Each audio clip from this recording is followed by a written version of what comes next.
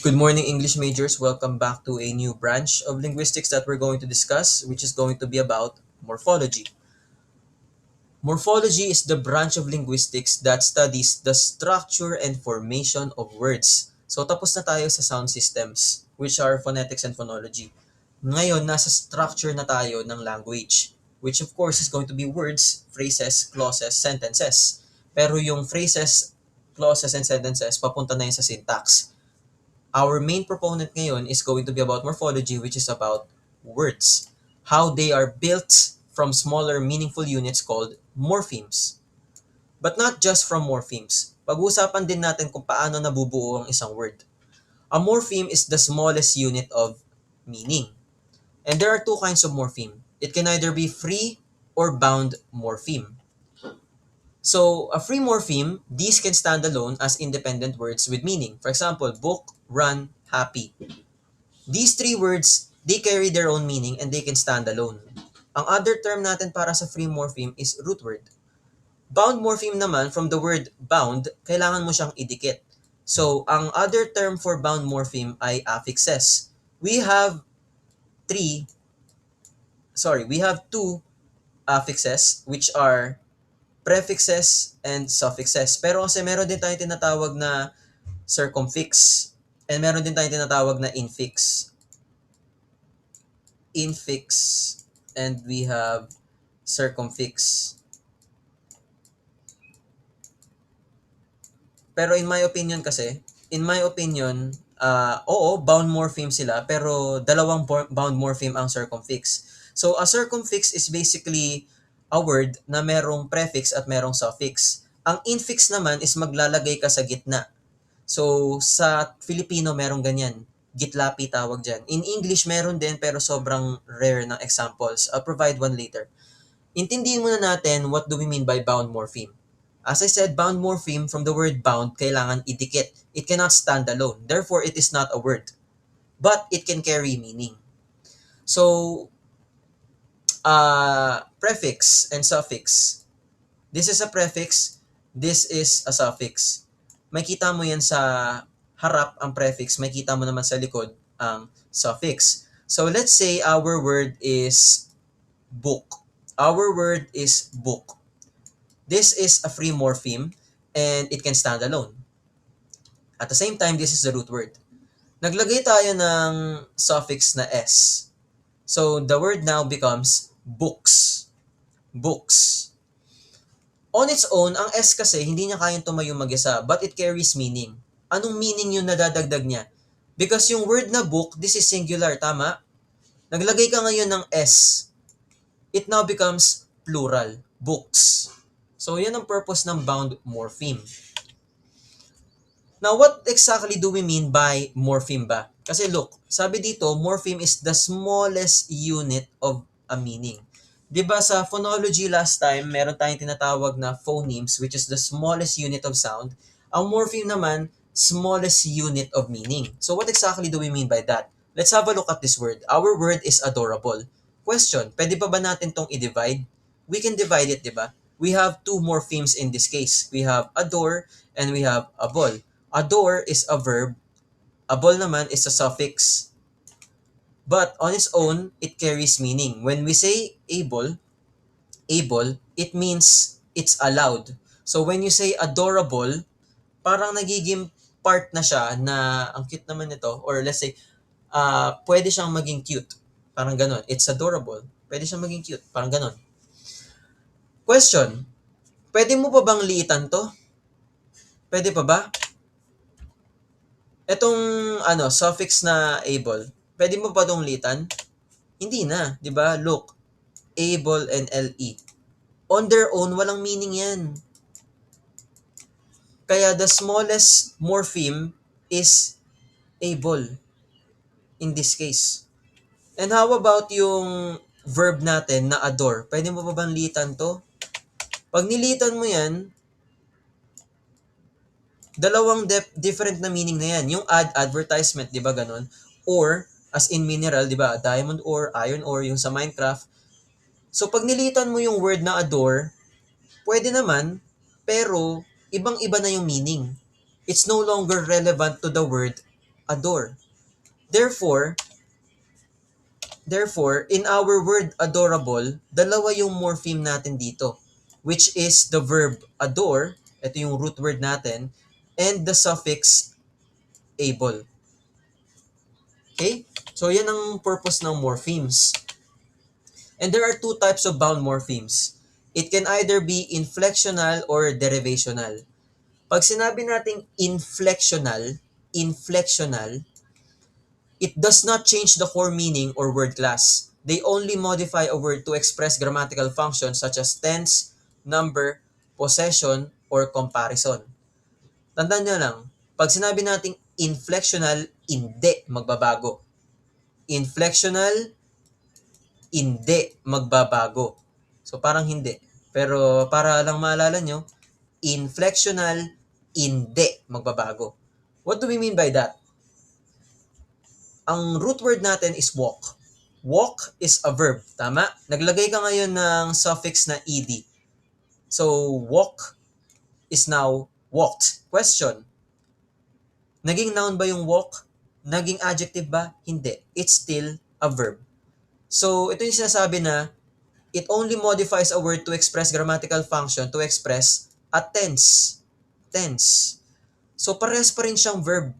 Nadagdagan lang ng information. Naging past tense. Cat. Cat is a cat is a noun. Naglagay ka ngayon ng suffix na s. So, may nabago ba? Nabago ba ang kanyang meaning? Hindi naman, di ba? Nadagdagan lang ng information. Cat is singular. Naglagay ka ng s, it's now plural. So, number, di ba? Number. So, that's inflectional morpheme. Ano naman ang derivational morpheme? Derivational morpheme naman, kung ang inflectional ay hindi magbabago, ang derivational morpheme naman ay magbabago. So let's say our word is happy. Happy is a verb. Sorry, it's an adjective. Happy is an adjective. Nilagyan mo ng suffix na ness, happiness, it now turns into a noun. Ito pala. Yan, no? Adjective, it now turns into a noun. So, nabago. That's why it's derivational. Our word naman next is teach. Teach is a verb. Naglagay ka ngayon ng suffix na it now becomes teacher, which is a noun. So, it's derivational. Now, tandaan nyo, ang derivational morpheme, it changes the meaning of a word, but most of the time, it changes the word class, which is a speech. Part of speech. Yung lexicon, rather. Other term natin sa part of speech is lexicon. Okay, boy. Naglagay ka ng S. So, parehas pa rin siyang noun. Therefore, this is inflectional. Hindi, nagbabago. Adorable. Ang word natin is adore, verb. Naglagay tayo ng able. So, adorable is now an adjective. So, therefore, nagbago. This is derivational. Able is a derivational morpheme. Naalala niyo last time we also discussed about allophone. So now we have allomorph. So tulad lang siya ng allophone, ang allomorph is just a variant of a morpheme. So for example, our word is cat. Naglagay tayo ng s para maging plural, cats. However, if you're going to pronounce them in the different way, pwede pa rin naman maging plural. For example, dogs. Itong S, even though yung pagkakabasa sa kanya is parang may pagka-Z or Z, dogs, it still emphasizes plural. Yun pa rin yung point niya. Ginagawa niya pa rin plural. So therefore, this is an allomorph of S, of the suffix S. Same na rin dito, horses, parang may pagka-Z na. These are allomorphs of Z. Okay? Sorry. These are allomorphs of a morpheme, which is S to pluralize it. Okay? Yan, sorry na. Wait lang kayo, kuha lang ako ng water. Give me 1 minute. You can just fast forward the video. Kuha lang ako ng water. Nauho na ako.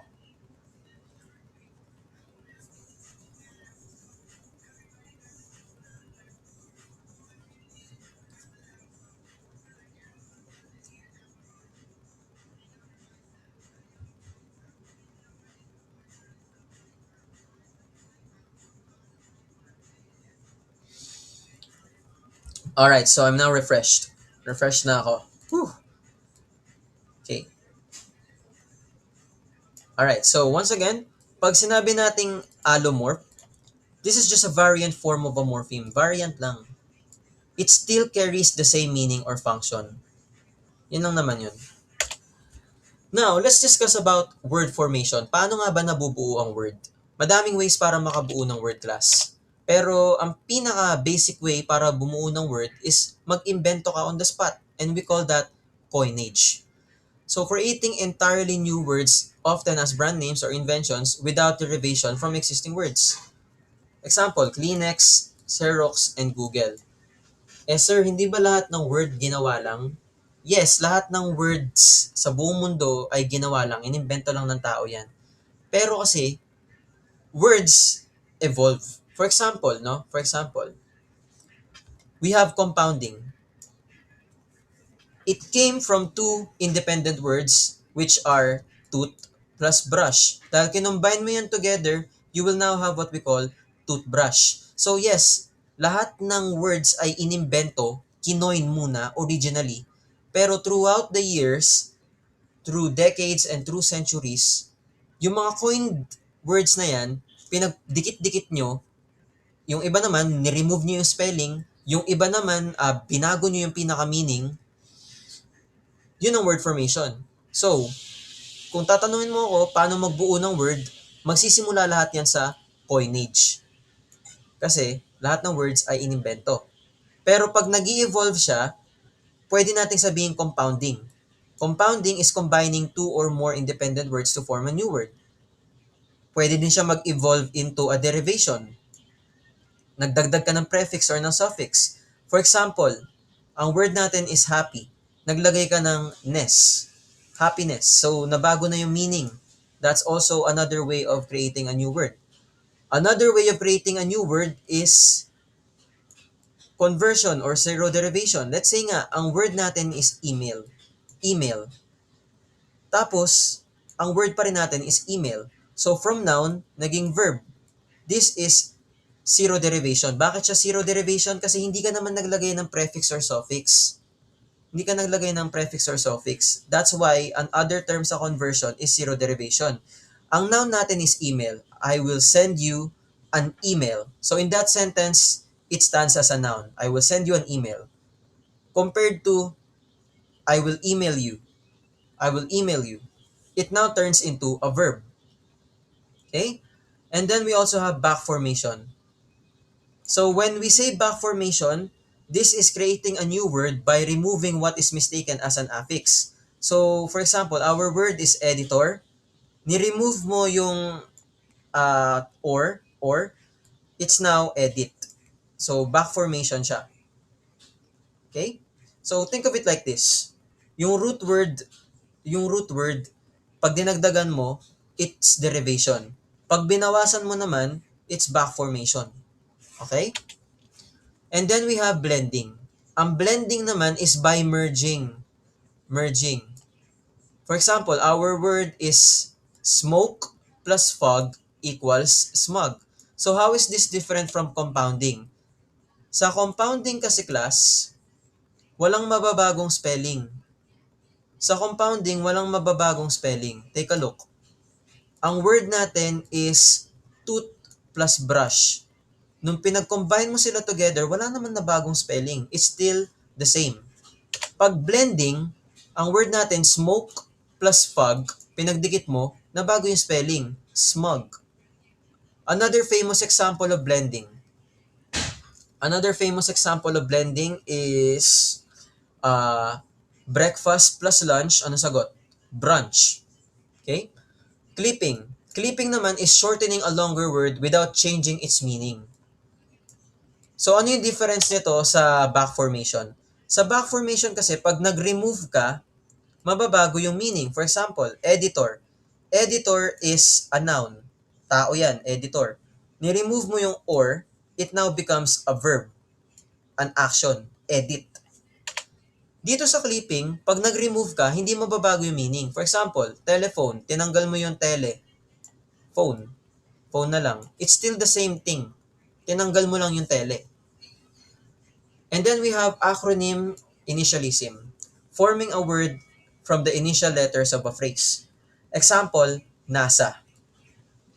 So NASA, this is National Aeronautics and Space Administration. This is an acronym. By the way, magkaiba yung acronym at initialism. So paano natin malalaman? Pag acronym, pag binasa mo siya, mabilisan. Tuloy-tuloy. Pag initialism, babasahin mo siya letter per letter. For example, USA. So, ano ba yung abbreviation niyan? This is the United States of America, tama? Pero paano mo siya babasahin? Babasahin mo siya through initialism. USA. Hindi mo siya babasahin tulad ng acronym na USA. USA. Okay, sabihin mo sa akin kung acronym or initialism. The word is, yan, to, di ko ipopronounce. Ayan. Ayan. So, context, itong word na to, this is a department in our government. This is a department in our government. So, is this acronym or initialism? So, this is acronym. Pag-ibig ang basa natin dyan. Hindi natin siya babasahin as PAGIBIG. Okay? How about this one? Department of Science and Technology. Another department in our government. So, ano basa natin dyan? Is it acronym or initialism? Di ba ang basa natin dyan is DOST? So, initialism yan. Hindi siya DOST. Alright. Another one is borrowing. Borrowing. Adopting words from other languages. Example, ballet, it came from French. Okay, so nangihiram. Para sa akin, the most abundant way para talaga mag-form ng isang lingwahe is by borrowing. Hiram lang ng hiram. Nangyayari yan through colonialism. For example, nung pumunta yung mga nung pumunta yung mga British people sa Americas, kinolonize nila yung lugar, therefore killing a lot of people, and no choice, nag-adapt na yung mga Native Americans. Binarrow nila yung words sa English. And at the same time, yung English sa America ay nag-borrow na rin sa mga Native American words. Illinois, Mississippi, yan, mga ganong words, hiniram. Chocolates, yun. So, borrowing talaga. And most of our words talaga is borrowed lang. For example, intinde. Naiintindihan mo ba? It came from Spanish entendre. Yun. And borrowing. So once again, word formation, words are formed, lahat ng words ay inimbento lang. Coinage, nagsisimula lahat ng words sa coinage. But throughout the years, nag-evolve yan. So yung coinage plus coinage, nag-compounding. Yung coinage, dinagdagan mo siya ng suffix and prefix o naging derivation. Or nag-remove ka pa ng original na spelling. O yun, mga ganung bagay. Kinumbine mo pa, nag-blending. So yun lang naman, class. That's morphology. Madali lang yung morphology sa English compared sa ibang language. Mahirap yung morphology nila. Ang gulo ng morphology ng Korean at saka ng German. Kasi sa German, no, sobrang haba ng mga words nila. It's definitely possible na sobrang haba ng word nila and it will just be one word. So medyo complicated yung morphology nila. Whereas in English, madali lang naman. Na-discuss ko rin kanina, class, yung about sa circumfix and infix. So, magpo-provide ako ng word na circumfix. So, when I say circumfix, ito yung mga affixes na may prefix and may suffix. So, let's say our word is incompatible. Ang word natin is incompatible.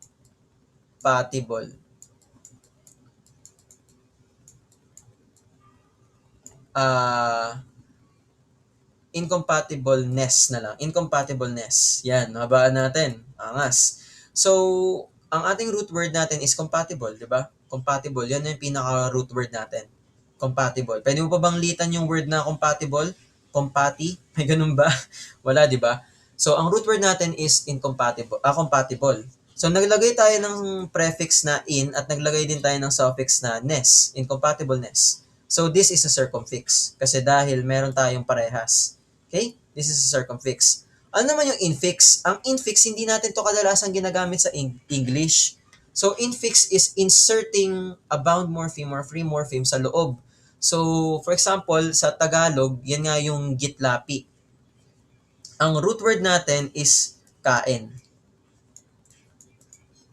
So, paano tayo maglalagay ng infix sa gitna? Let's say, kumakain. Kumakain.